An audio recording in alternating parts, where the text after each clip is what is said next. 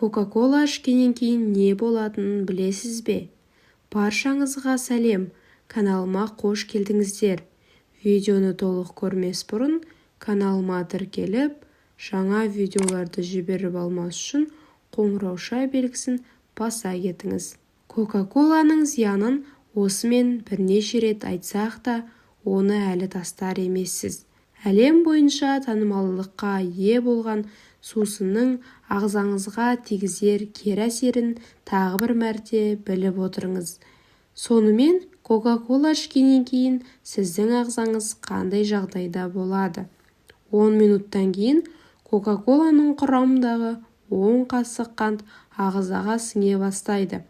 Қанттың бір күндік нормасы Кока-коланы бір ішкенде қабылданады екен.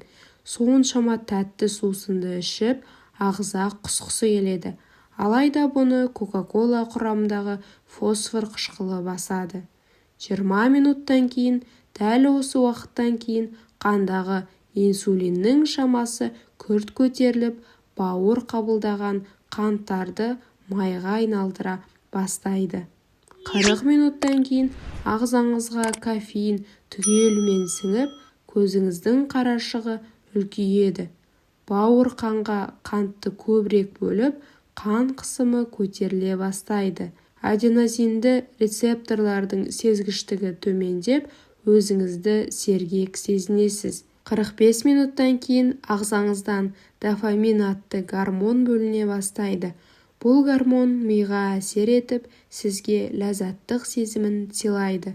Айта кетсек, героиннің де әсер ету механизмі дәл осындай. 1 сағаттан соң Кока-кола құрамындағы фосфор ас шектердегі кальций, магний және мырыш элементтерін айдап, зат алмасуды тездетеді.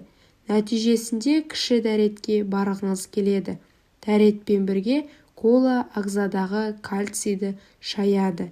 1 сағаттан көбірек уақыттан кейін кіші дәрет арқылы ағзадан кальций, магний, мырыш, натрий элементтері мен су шайылып шыға бастайды. Осымен Кока-коланың ағзамызға қандай зиян келтіретінін білдіңіздер. Ақпаратым ұнады деген ойдамын. Денсаулықтарыңыз мықты болсын.